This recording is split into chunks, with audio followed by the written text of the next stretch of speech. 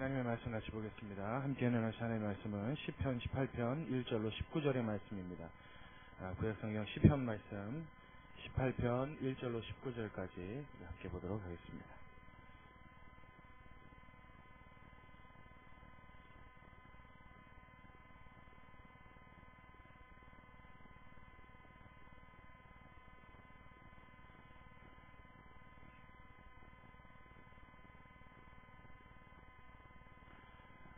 시편 18편 1절부터 19절까지 1절부터 19절까지 우리 한 절씩 같이 교독합니다. 제가 먼저 읽겠습니다. 나의 힘이 되신 여호와여, 내가 주를 사랑하나이다.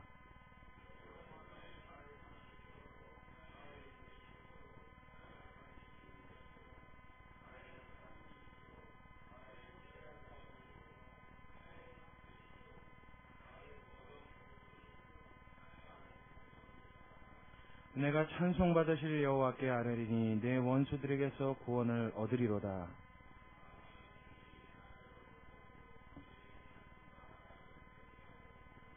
음부의 줄이 나를 두르고 사망의 올무가 내게 이르렀도다.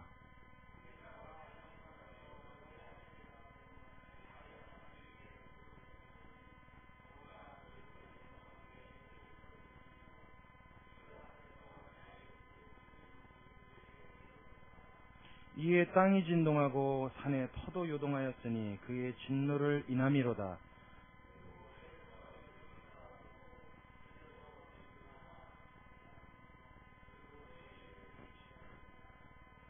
저가 또 하늘을 들이우시고 강림하시니 그 발 아래는 어두캄캄하도다.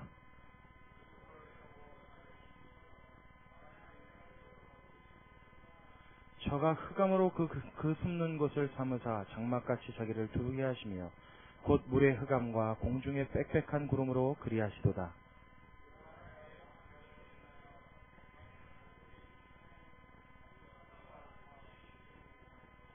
여호와께서 하늘에서 뇌성을 발하시고 지존하신 자가 음성을 내시며 우박과 숯불이 내리도다.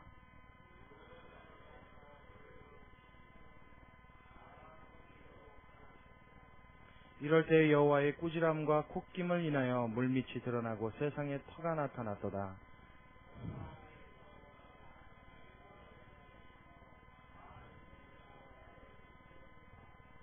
나를 강한 원수와 미워하는 자에게서 건지셨으며 저희는 나보다 힘센 영고로다.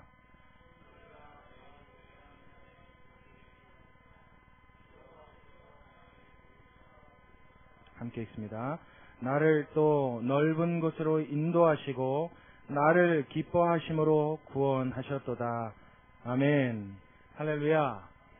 오늘 이 시편 18편의 이 말씀을 우리가 함께 생각하기에 앞서서 가장 이 18편의 주제가 되는 절을 뽑아라 그러면 우리가 읽은 본문 중에 1절이 오늘 이 18편 전체의 주제가 되어지는 절입니다. 이 1절을 가지고 만든 찬양들이 참 여러 곡이 있어요. 그 중에 제가 몇 곡을 아는데 한 곡은 이런 찬양이 있습니다. 나의 힘이 되신 여호와여, 내가 주를 찬양하나이다. 호산나 만왕의 왕 되신 거룩하신 주의 이름을 찬양하리라.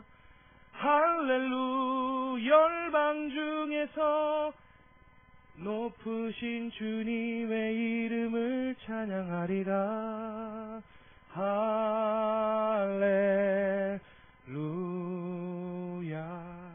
할렐루야. 이런 찬양이 있어요. 할렐루야. 참 멋있는 찬양이죠. 그래서 제가 운전을 할 때나 어디를 갈 때 항상 흥얼거리는 찬양이 이 찬양이에요. 나의 힘이 되신 여호와여, 내가 주를 찬양하나이다. 참 간결하면서도 이 고백이 얼마나 가슴에 와닿는 고백인지 모르겠어요.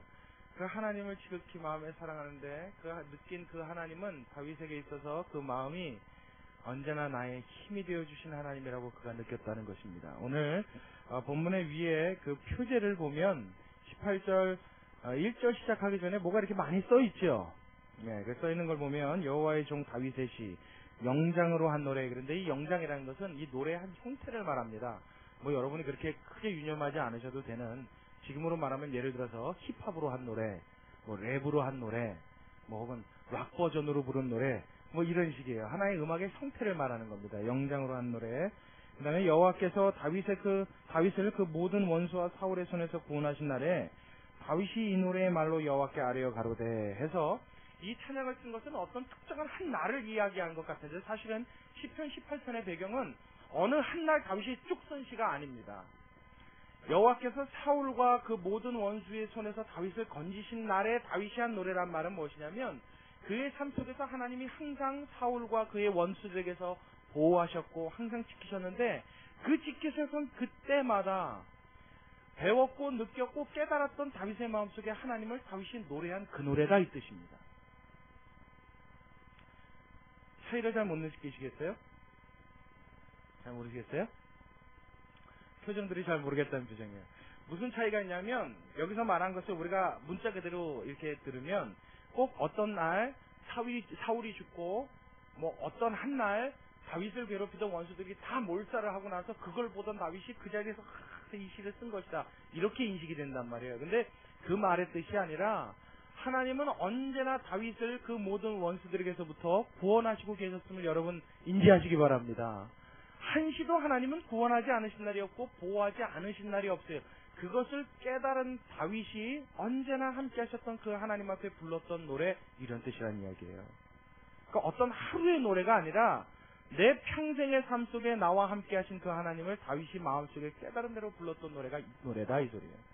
그 주제가 뭐예요? 나의 힘이 되신 여호와여, 내가 주를, 다 같이요, 내가 주를 사랑하나이다.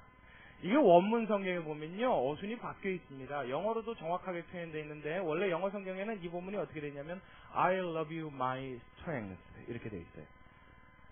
사랑합니다, 나의 힘이시여, 이렇게 되어 있어요. 이 고백 자체가 우리말로 오면서는 어순을 바꾸다 보니까 나의 힘이 되신 여호와여, 내가 주를 사랑하나이다, 이렇게 고백됐는데, 그는 그 하나님을 부를 겨를도 없이 그 마음속에 뭐예요? 사랑 고백부터 급했어요. I love you, 사랑합니다. 하나님 당신을 사랑합니다. 당신은 나의 힘이시기 때문입니다. 그의 마음속에 하나님을 사랑할 때 격한 마음속에 감정이 올라오는데, 그 감정이 무엇이었느냐? 사랑의 감정이었다는 거예요. 그게 오늘 18장의 28편의 주제입니다.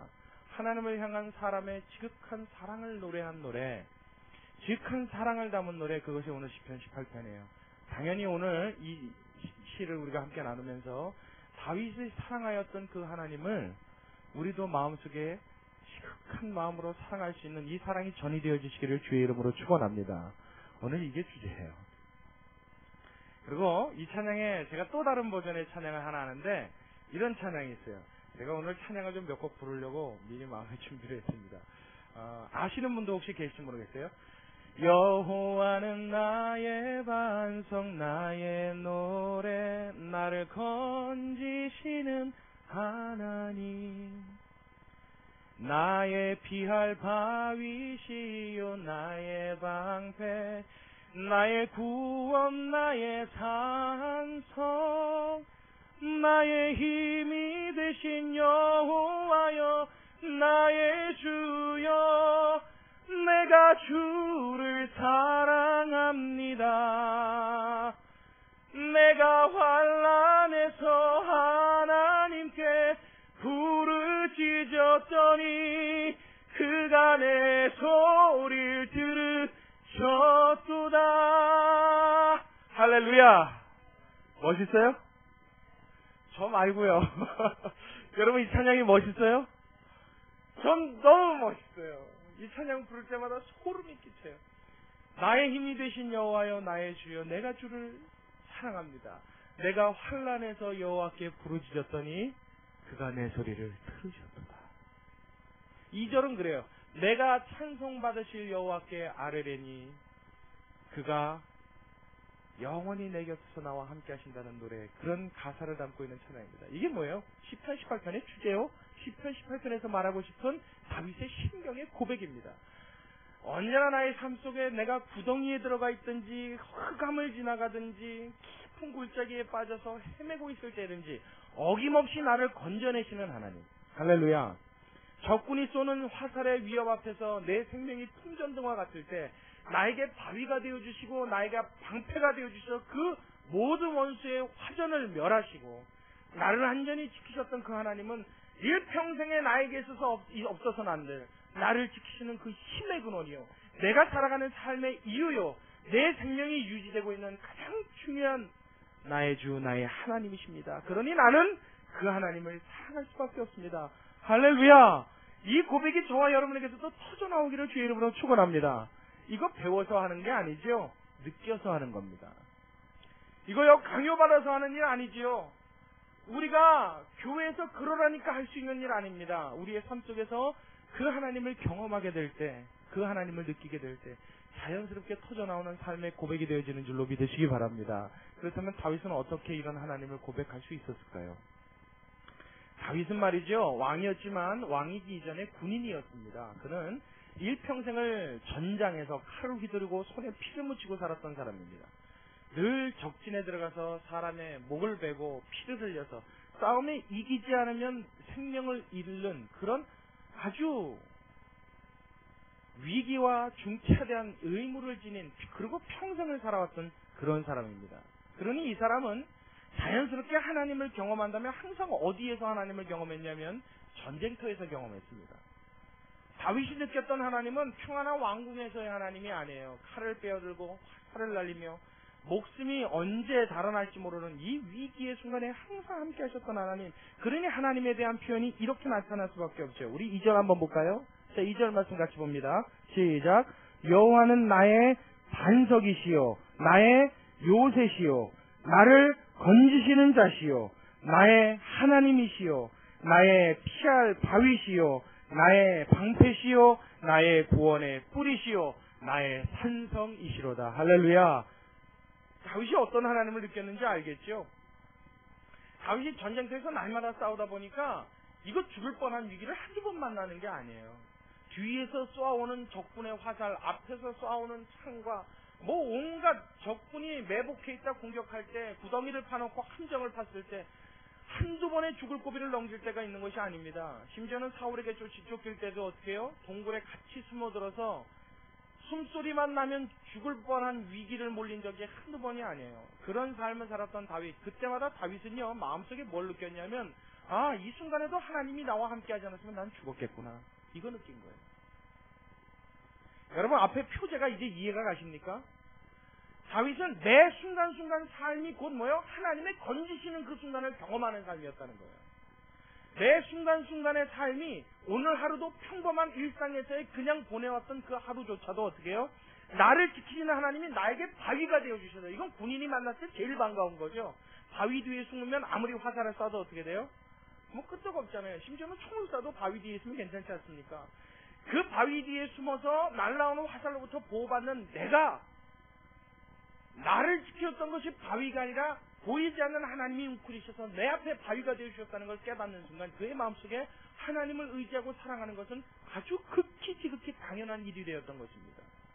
강요해서 되었던 건 아니지요. 배워서 된 건 아닙니다. 그 하나님 속에, 그 하나님이 나의 삶 속에 함께 하심을 그가 느끼고 깨달았을 때 자연스럽게 입술에서 고백되어지고 터져나오는 이 신앙의 고백, 이 사랑의 고백, 우리가 가져야 되는 줄로 믿습니다. 현대인들은요, 예수를 믿노라 하면서도 그 주님을 사랑하는 사랑의 고백이 너무 약해요. 참 이해 안 가는 일입니다. 우리 결혼 다 거의 대부분 하신 분들이니까 우리 결혼하신 분들은 한번 대답해 보십시오. 여러분들이 살면서 가장 이해 안 가는 일이 무엇입니까? 남자분들이나 여자분들이 한번 똑같이 생각해 보세요. 제일 이해 안 가는 일, 특히 여러분들의 배우자에 대해서 제일 이해 안 가는 일이 뭡니까? 많아요? 너무 많아요? 그 중에 베스트를 꼽으라면 아마 이게 아닐까 싶어요. 저 사람 왜 나랑 결혼했을까? 그거 여러분 이해 가요? 왜 그거 이해 안 가는 일이냐면요, 아무리 봐도 저 사람이 나랑 결혼할 이유가 없어 보이는 모습을 볼 때가 너무 많아서 그래요. 그렇죠? 아, 결혼을 했을 정도면 나를 얼마나 사랑한 거예요. 그렇죠? 근데 이제 문제는 여기 있는 거거든요, 사실은. 제가 그 얘기는 좀 이따 다음에 하고, 제일 이해 안 가는 건, 저 사람이 나를 그렇게 사랑해서 결혼을 해놓고, 아니, 밤마다, 뭔 그렇게 일이 바빠서, 나는 내팽개치고, 저렇게 자기 일만 보러 돌아다닐 것 같으면, 저 사람 뭐하러 결혼했을까? 이게 여자분들이 대부분 생각하는 내용이죠. 그럼 남자들은요, 저 여자 왜 나랑 결혼했을까? 나하고 전생에 무슨 원수를 져서 예수 믿는 사람 전생하면 안 됩니다. 근데 아마 이런 얘기할 때는 그 얘기 툭툭 튀어나올 거예요.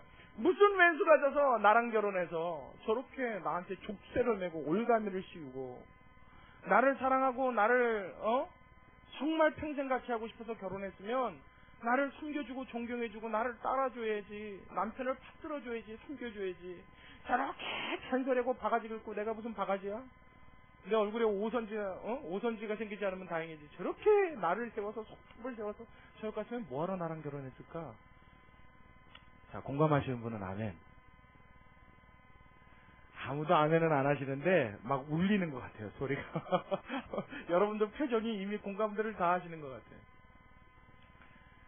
여러분 입장을 바꿔놓고 생각하면 그 얘기는 간단하게 풀리는 얘기입니다, 사실은. 왜냐하면 그 질문을 내가 던질 때는 내가 그러고 있다는 얘기거든요. 그거 사실 우리가 이해 안 가는 이야기가 아닌데도 불구하고 이해 안 간다는 것은 워낙에 인간이 이기적이기 때문이에요. 누구만 생각해서? 나만 생각해서 그래요. 사랑해서 결혼했으면 저 사람이 나에게 어떻게 해줄까를 생각하는 게 아니라 내가 무엇을 해줘야 할까를 먼저 생각해야 되는데, 이제 문제는 뭐냐면 결혼하기 직전에 생겨 있었던 그 콩깍지가 사라져버려서 그 다음서부터는 뭐예요? 받는 일에 익숙해지고 싶은 이 욕심 때문에 그렇습니다. 그러니까 저 사람이 날 사랑한다고 했으니까 어떻게 해주겠지. 항상 이걸 먼저 생각해요. 그러니까 이 갭이 좁혀지지 않는 한은 이 부부간의 갈등이 이게 해소될 리가 없는 겁니다. 항상 그대로 가는 거예요. 항상 그대로 갑니다. 그게 사람이 갖고 있는 가장 큰 모순이에요. 그러면서도 평생을 살아요. 참 어리석지 않아요? 나이 20대에 보통 결혼을 합니다. 그렇죠? 늦어야 30대예요. 그리고 평생을 삽니다. 그러면 도대체 몇 년을 같이 살아야 돼요? 60에 죽어도 대략 40년 가깝게는 같이 살아야 됩니다. 그렇죠? 그 지긋지긋한 세월을 보면서 알콩달콩 눈에서 사랑이 뚝뚝 떨어지면서 살 수 있으면 얼마나 좋아요? 어차피 안 살 것도 아닌데. 그렇죠? 어차피 반평생이 뭐예요? 제가 보기엔 한 3분의 2 평생이에요. 거의 내일 평생의 전부를 함께 살아가야 되는. 그래서 내 아내, 내 남편을 반려자라고 하지 않습니까? 평생을 동행해야 되는데 서로 이해해주고 사랑해주고 보듬어주고 행복감을 느끼면서 산다면 그 인생은 정말 행복할 텐데 말이에요. 이 평생을 사는 내 인생끼리 말이에요. 날마다 치지고 먹고 아웅다웅하고 불만투성이에 나를 세우고 촉을 세우고 살아갑니다. 그러니 빨리 죽죠. 그러니 빨리 병이 들죠. 그러니까 사는 게 재미가 없는 거예요, 여러분. 이게 참 인생사에 있어서 제일 이해가 안 가는 일인데요. 이 이해 안 가는 일을 그리스도인들은 한 번 더 합니다. 그게 뭐냐면 신앙이에요. 예수님에 관해서요. 사랑합니다. 주님을 믿습니다. 주님은 나의 구원자시고 나의 전부시고 나의 생명이시고 나를 구원할 분이시고 하나님의 아들이시고 내가 주님으로 모신 분입니다. 말은 해놨어요. 근데 실제로 내 마음은 어떻게 해요? 이제 하나님이 내 주인이 되셨으니까 종인 주제, 하나님이 내 아버지가 되셨으니까 자녀인 주제, 하나님이 날 구원해 주시고 날 의인 만들어 주셨으니까 그 본래 죄인이었던 주제. 그러면 내가 이제부터 뭘 생각해요? 그 하나님 앞에 내가 어떻게 마음을 드릴 거냐를 생각해야 되잖아요. 맞다고 생각하시는 분은 아멘. 아까 부부관계 물어볼 때는 아무도 대답 안 하시더니 여러분 똑같은 얘기예요, 이거. 이 이야기를 가정으로 옮겨서 적용시킬 수 있으면 여러분 가정은 천국으로 변할 줄로 믿으시기 바랍니다. 할 수만 있으면. 자, 보세요. 그런 주제였음에도 불구하고 하나님은 나를 구원해 주셔서 내 아버지요 나의 주님이요 나의 하나님이 되셨다라고 고백한다면 그때서부터는 피조물인 나는, 구원받은 나는, 죄인이었으나 의인된 나는, 하나님의 자녀의 신분을 얻어서 그 하나님을 기뻐할 수 있는 자격을 얻은 나는 뭘 생각해야 돼요? 그 하나님 앞에 어떻게 하면 감사를 드릴까? 그 하나님을 어떻게 하면 좀 기쁘시게 할까? 그 하나님이 어떻게 하면 나 때문에 미소 지을 수 있을까? 할렐루야! 이렇게 가야 정상입니다. 그럼에도 불구하고 예수 믿는 사람의 가장 큰 패단은 무엇이냐면 예수 믿고 난 이후에 마음속에 무엇만 생각하냐면 내가 이제서부터 뭘 받을 거냐예요. 그 하나님이 나의 하나님이 되어주셨으니까 나한테 뭘 주실 것이냐. 그 하나님이 나를 구원해 주셨으니까 나를 어떻게 책임져 주실 거냐. 그 하나님이 나를 죄인에서 의인 만들어 주셨으니까 천국의 소망 주셨으니까 사는 동안에도 얼마나 좋은 것으로 채워주실 거냐. 이 관심밖에 없는 거예요. 그러니까 예수 믿는 인생이요 고달파지기 시작하는 겁니다. 하나님과 줄다리기가 시작되는 거예요. 어떤 줄다리기요? 하나님은 고집부리시죠. 뭐요? 너의 마음을 다하고 뜻을 다하고 목숨을 다하여 주 너의 하나님을 뭐하라? 사랑하라 하셨으니 이것이 크고 첫째 되는 계명이요. 둘째는 이와 같으니 뭐요? 내 이웃을 내 몸과 같이 사랑하라. 하나님은 이것이 우리에게 관철되어지시기를 고집부리십니다. 이것이 되기까지는 아직 때가 안 된 거예요. 이것이 되지 않으면요 우리의 그릇이 종재기 같은 거예요. 신앙의 그릇으로 받을 수 있는 아무런 자격이 없는 겁니다. 그러니까 하나님이 부어주신들요 감당이 안 되죠. 넘쳐버리죠. 오히려 넘친 것이 바닥을 적시는 더럽히는 물건이 돼버리죠. 하나님이 자격 안 난 자한테 부어주시면 어떻게 되는지 아십니까? 그건 복이 아니라 저주가 됩니다. 그래서 인생이 멸망하는 지름길로 치닫게 됩니다. 여러분 그것을 막기 위해 하나님은 저와 여러분의 하나님이 줄 수 있는 모든 복을 보류하시는 줄로 믿으시기 바랍니다. 너희는 먼저 그의 나라와 의를 어떻게 해요? 구하라. 그리하면 어떻게 하시겠다고요? 이 모든 것을 너희에게 더하시리라. 다시 한번요. 너희는 먼저 무엇이요? 그의 나라와 의를 구하라. 먼저 무엇을 구하라고요? 나라와 의를 구하래요. 이게 먼저 되래요.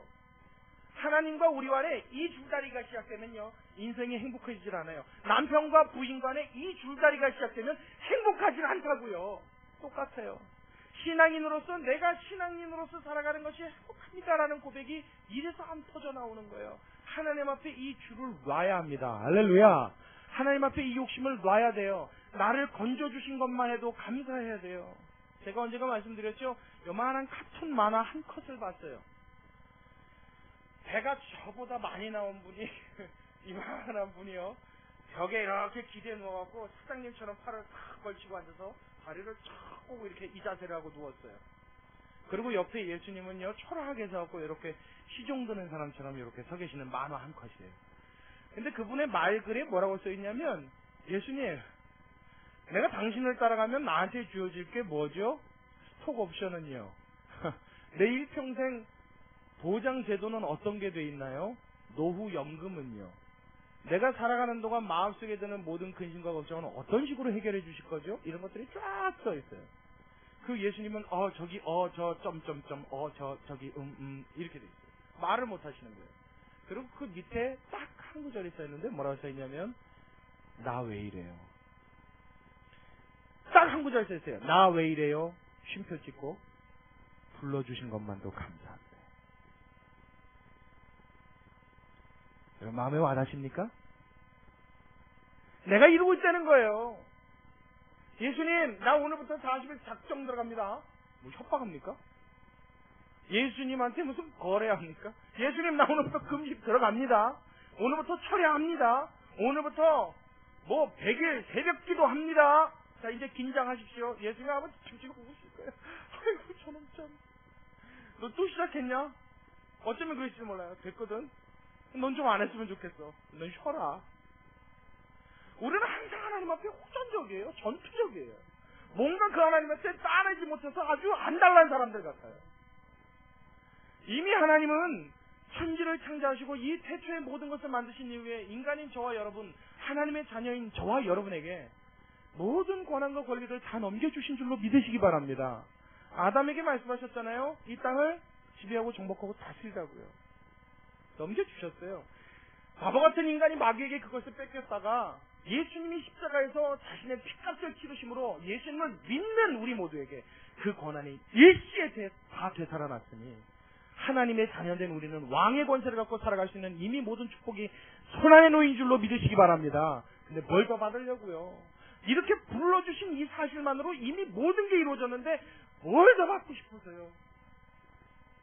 내 아들이 큰 대기업에 취직을 못하면 하나님의 응답 못 받은 건가요? 아니요. 이런 거 거창한 거 집어치우고라도 한 30평 넘는 40평, 50평, 60평, 100평, 200평 되는 고급 호화 빌라 혹은 호화 아파트에 살지 못하면 그건 저주받은 건가요? 오늘 공과금이 나왔는데 계산해 보니까 우리 남편이 받아온 월급보다 많아서 이거 이번 달에도 적지 않을 것 같다고 가슴을 졸이면 이게 하나님 저주하신 건가요? 아니요, 그렇지 않아요, 여러분. 삶을 살면서 내 삶에 다가오는 것들의 어려움은 그저 한 번을 스쳐가는 잠시의 어려움이요, 그것이 나를 만들어가는 연단과 환란일 뿐이지, 혹은 그것을 통하여 하나님이 나를 만드시려는 훈련의 과정일 뿐이지, 절대 그것으로 하나님의 복 주시고 복 주지 않았음을 판단하는 기준으로 삼지 마시길 주의 이름으로 축원합니다. 우리가 하나님 앞에 복 받았으면 무엇이 기준인 줄 아십니까? 지금도 나의 이 두 코로 숨을 쉬고 살아가는 것, 이것 자체가 하나님이 주신 가장 큰 복의 조건이요, 가장 큰 복의 증거가 되는 줄로 믿으시기 바랍니다. 하나님이 복 주지 않기로 결심하셨으면요, 이미 우리의 인생은 끝났을 거예요. 이미 저주 속에서 죽었을 거예요. 언제요? 예수 믿기 전에. 예수 믿기 전에 하나님이 두 구멍 딱 막으셨을 때, 이렇게. 하나님 우리 죽이는 거 간단합니다. 뭐 여러 가지 방법이 있겠지만 손가락 딱 두 개면 돼. 이렇게 콕. 조금 번거롭게 하면 양손 두 개. 잠들었을 때 눈꺼풀 두 개만 딱 붙잡고 계시면 어떡해요? 이거 못 들으면 끝나는 거죠, 뭐. 간단합니다. 그럼에도 불구하고 우리가 여지껏 숨을 쉬고 살아요. 여지껏 사람으로서, 인간으로서 부족함 없이 삶을 영위하고 있어요. 하나님의 복받은 증거인 줄로 믿으시기 바랍니다. 다윗은 전쟁터에서 그걸 느꼈어요. 자신의 인생 터전이었던 전쟁 속에, 전쟁터에서 늘 함께 하셨던 그 하나님을 그는 지나오면서 회상했을 때 정말 현실감 있게 마음에 와닿았던 것입니다. 여러분은 여러분의 삶 속에서 하나님을 언제 느끼고 계십니까? 여러분은 함께 하시는 그 하나님 앞에 언제 감사하고 계십니까? 지나가는 시간 속 안에 나를 지켜주셨고 인도하셨던 그 하나님 앞에 여러분은 언제 감격하며 노래 부르십니까? 다윗처럼 이렇게 멋진 시를 지을 수는 없겠지만, 다윗처럼 멋지게 노래할 수는 없겠지만, 언제 한번 머리를 들어 고개를 들어 하늘을 우러르며 두 손을 높이 들어 하나님 감사합니다라고 찬양한 적이 있으십니까?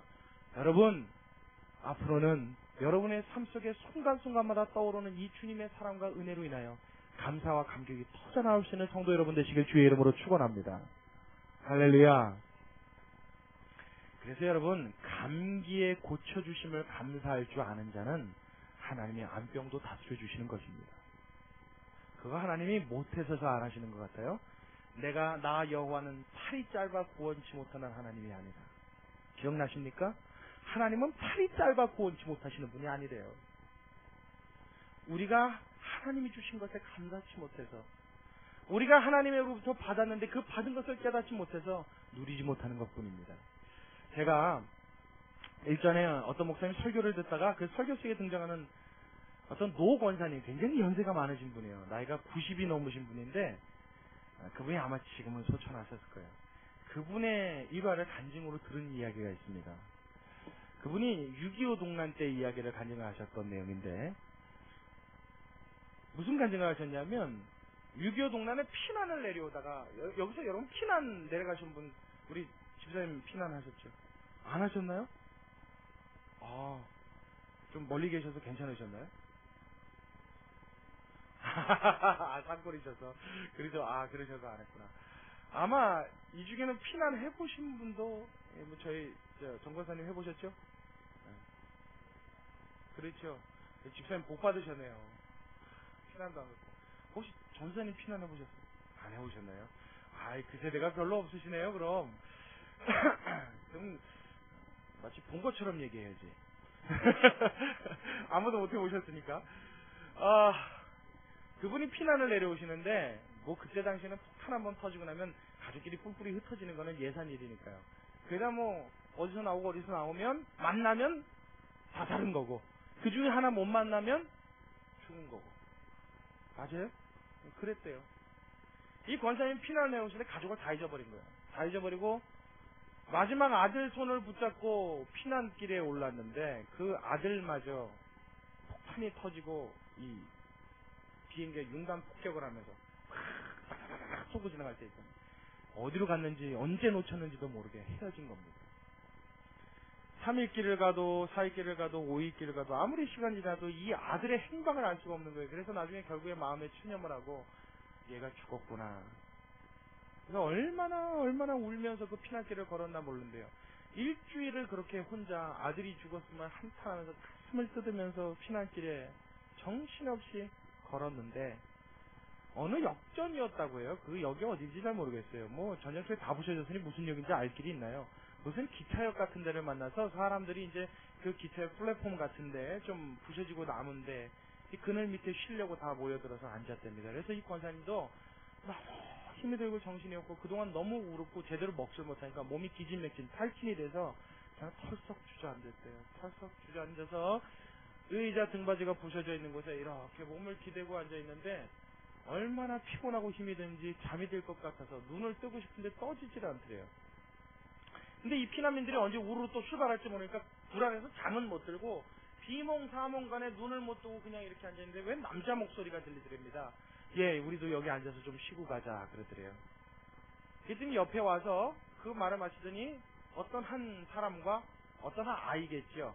그리고 그 아저씨, 그 남자 한 분이 와서 그 옆에 털썩 앉는 느낌이 들더랍니다. 근데 앉는데도 누가 옆에 와서 이렇게 자기 옆에 붙어서 앉는데도 이렇게 쳐다볼 기운도 없더래요. 그래서 눈도 못 뜨고 그냥 앉나 보다 그랬대요. 그랬더니 그 아저씨가 앉은 그 앞에 그 얘야 하고 불렀던 그 아이가 와서 앉는 느낌이 또 나더랍니다. 두 명이나 옆에 와서 앉고 인기척이 이렇게 나는데도 그거를 눈을 떠서 볼 힘이 없더래요. 그래서 그냥 앉았나 보다. 그리고 기운이 쭉 빠져서 이러고 있었는데 이 아저씨가 그 아이한테 하는 말이 힘내렴. 너무 그렇게 울지 마. 너무 그렇게 괴로워하지 마. 하나님이 지켜주시고 하나님이 붙들어 주시면 언젠가는 엄마를 만날 거야. 그래요. 근데 그 엄마를 만날 거야 라는 소리에 눈이 탁 떠지더래요. 얼마나 놀랬는지. 설마. 이 권사님 눈을 딱 떠서 오른쪽을 돌려보는 순간 앞에 앉아있는 아이와 눈이 딱 마주쳤는데 자기 아들이더래요. 이 권사님이 평생 동안 자기는요 전쟁통 피난길에 아들을 만나게 해주신 하나님으로 각인이 돼버렸어요. 그렇죠 여러분. 그 피난통에 거기서 그렇게 우연히 옆자리에 앉아서 엄마와 헤어진 아들이 이상가족이 만난다는 것 여러분 이거 사람이 일부러 연출해도 가능한 얘기입니까? 이거 불가능한 얘기죠. 하나님이 걷다 갔다 그냥 이렇게 앉혀놓으신 거죠. 아이도 기도한 거예요. 엄마도 기도한 거예요. 하나님 만약 사람만 있다면 만나게 하여 주옵소서. 하나님이 어떻게 해요? 그 기도를 들으셨어요. 내가 환난해서 부르짖었더니 그 하나님이 기가 막히게 그 기도를 들으셨어요. 할렐루야. 여러분께도 이 경험이 있게 되시길 주의 이름으로 축원합니다. 하나님은 우리의 기도를 들으신단 말이에요. 들으시고 어떻게 해요? 정확한 때, 너무 늦지도 않고 너무 빠르지도 않은 그때 그 기도를 완벽하게 드러내시는 하나님, 완벽하게 이루어주시는 하나님, 그 하나님을 찬양할 수 있게 되길 주의 이름으로 축원합니다. 그 아들을 만나서 아들이랑 부둥켜 안고 거기서 통곡이 난 거예요. 대성통곡이 난 거예요. 그 기초에게 모였던 사람들이 다 같이 울었어요. 다 같이 울었어요. 죽었던 아들을 만났죠. 죽었던 엄마를 만났어요. 그 아들이 지금은 장로님이 되셔서 충영교회 장로님으로 심으로 하고 계십니다. 얼마나 참 신앙이 좋으신 분이지. 여러분, 우리의 삶 속에도 저와 여러분의 인생을 이끌어주시고 정말 기가 막힌 손길로 나를 살려주시고 나의 삶의 걸음과 방식을 정하신 하나님이 당신의 뜻에 어긋나지 않도록 정말 멋지게 이끌어내신 경우가 한두 번이 아닙니다. 여러분 기억해내십시오. 여러분 그 하나님을 기억해내십시오. 마치 정신 이상이 걸린 것처럼 그래서 기억 상실이 되어서 하나님을 모르는 사람처럼 그렇게 원망 속에 살아가지 마시고 불평과 한숨 속에 여러분의 삶을 얼룩지게 만들지 마시고 인도해내신 하나님, 이끌어내신 하나님, 붙드신 하나님, 애굽에서 이끌어내어 광야길은 통과하였으나 반드시 가나안까지 이루어내실 그 하나님께서도 여러분의 삶 역시 그와 마찬가지의 방법으로 이끌어내시고 불러내시고 자녀 삼으셨으니 마지막 종지부를 찍어내실 줄로 믿으시기 바랍니다. 지금 잠깐 지나는 광야에서 여러분 한숨 쉬지 말란 말이에요. 그럼 40년 돌아요. 40년 돌아요. 40년 돌 거 우리 여러분 한 4년만 돌고 말이죠. 할렐루야. 내가 하나님 앞에 불평하는 법을 이걸 빨리 잊어버려야 됩니다. 그리고 뭐요? 감사하는 법을 배워야 돼요. 어떨 때 감사할 수 있어요? 기억해야 될 걸 기억해낼 수 있을 때 감사가 터져 나옵니다. 잊어버리고 망각해야 될 건 빨리 잊어버릴 때 하나님 앞에 감사가 나옵니다. 이게 거꾸로 돼가지고요. 잊어버려야 될 거는 다 기억해요. 아주 깊은 것까지 기억해내요. 여러분 남편이나 아내에 대한 서운한 기억 몇 년 전 것까지 기억하고 계세요? 잊어져요? 안 잊혀지죠? 좀 저렇게 좀 시원하게 여러분들 다 대답해요. 이렇게 여러분들 좀 약간 뭐라 그래요? 내숭이 심한 것 같아요. 표정은 벌써 다 말을 하고 있는데 말은 안 해줘서. 왜 저한테 그런 표정들을 다 주십니까? 다 그래요, 지금 다 그래요. 대답해봐요. 오래전부터 기억나십니까? 네. 그러면 그 남편, 그 아내에게서 고마웠던 기억은 몇 년 전 거 기억나요? 몇 가지나 나요? 멸석을 하니까 꼽히죠? 사실은요, 원래 이게 더 많습니다. 왜요? 그러니까 결혼할 결심을 했지. 여러분들이 바보가 아닌 다음에야. 그렇잖아요.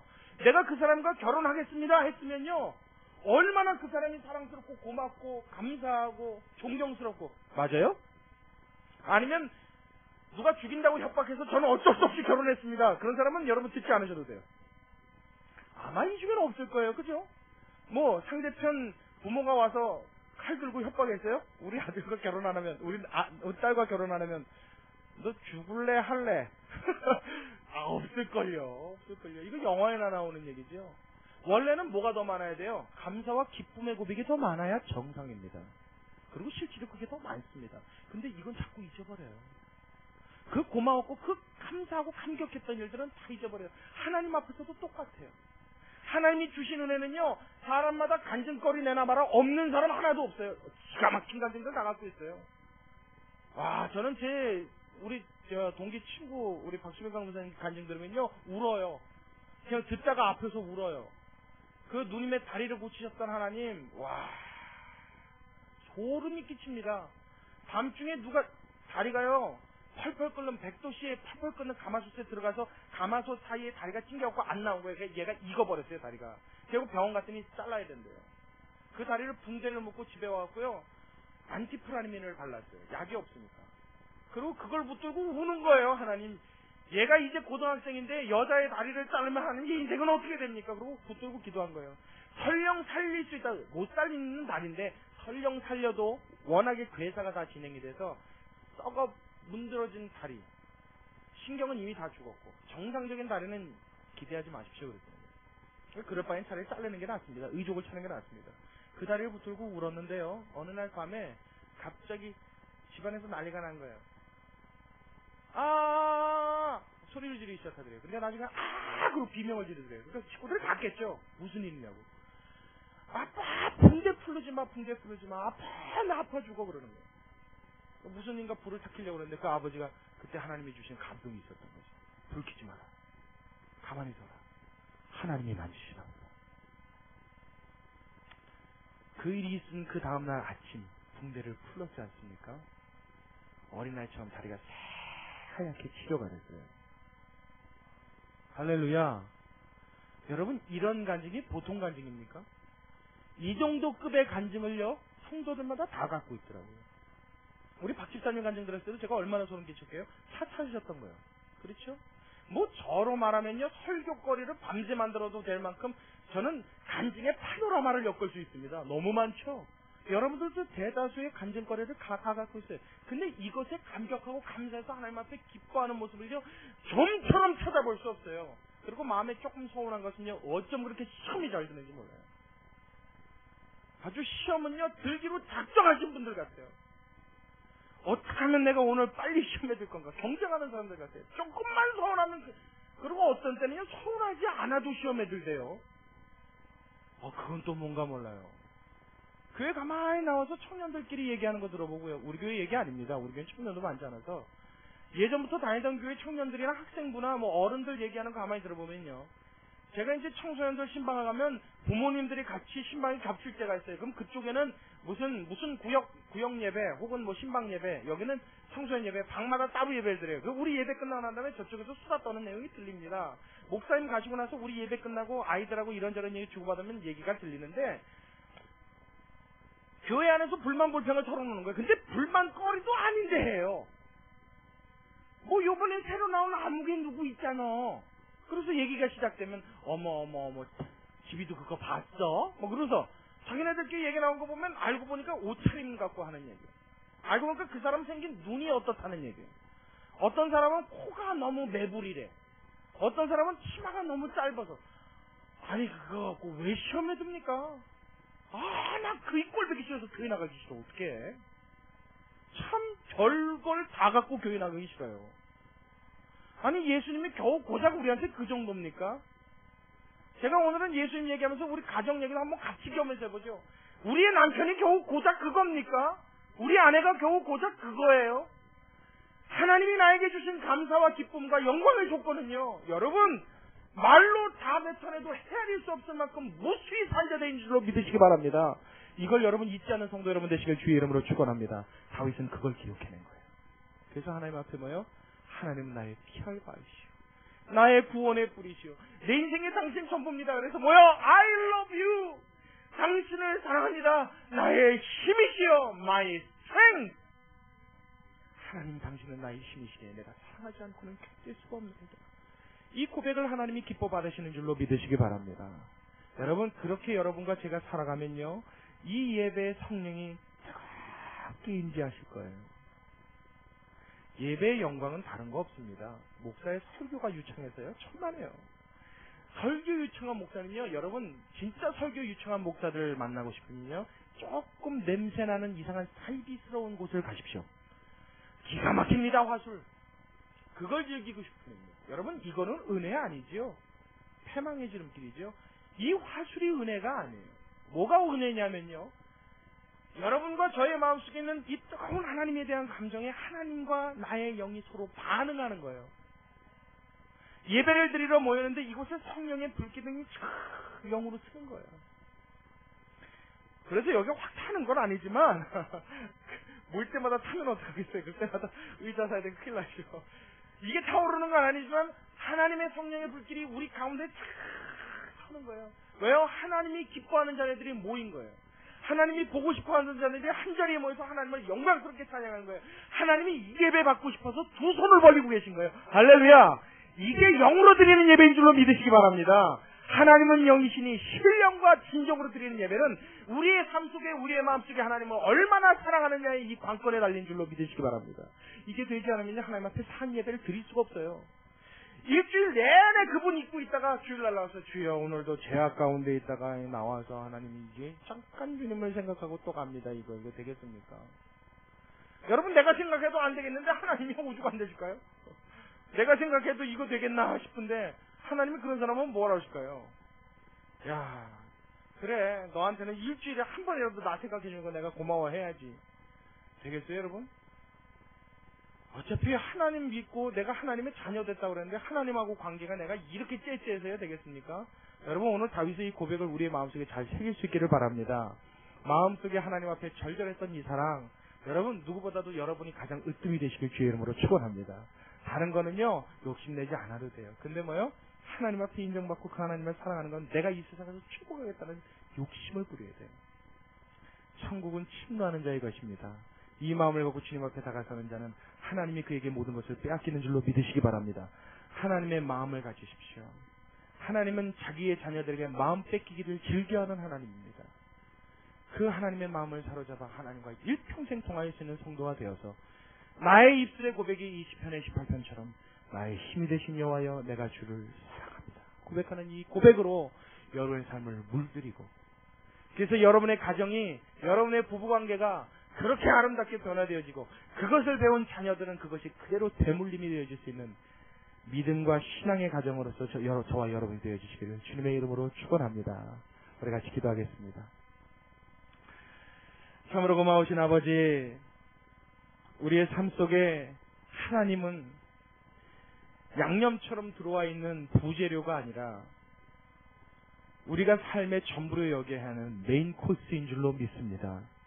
하나님, 나의 전부가 되셔야 하는데 언제나 하나님을 뒷방 늙은이인 양 차선으로 내려놓고 시간 날 때마다 떠올렸던 것을 주여 용서하여 주옵소서. 다윗이 하나님 앞에 칭찬들었던 것은 그가 뛰어나서도 아니고 재능이 있어서도 아니고 날 때부터 뭔가 성정이 우리와 달랐기 때문이 아니라 그의 마음속에 하나님을 지독히도 사랑했기에 하나님 그 마음을 보시고 기뻐하시며 인정하신 줄로 믿습니다. 그 일에 이 세대는 이 분위기 교회 사랑하는 성도들이 으뜸되게 하여 주옵시고 무엇보다도 하나님을 사랑하는 일에 최우선으로 달릴 수 있도록 우리 모두를 축복하여 주시옵소서. 그래서 하나님 내 삶 속에 간섭하시고 개입하시고 일거수일투족을 동행하시며 함께 하시는 그 하나님을 마치 내 친구를 느끼듯 느끼게 하여 주옵시고 내 말을 듣고 그 말에 순종하는 자는 내가 더 이상 종이라 하지 아니하고 친구라 하리라 하셨사오니 주의 그 말씀이 우리의 삶에 응하게 하여 주시옵소서. 아버지 도우시고 붙드시는 주의 손길을 의지합니다. 주여 우리 모두에게 큰 축복 내려 주옵기를 소원하오며 살아계신 예수님의 이름으로 기도드리옵나이다. 아멘.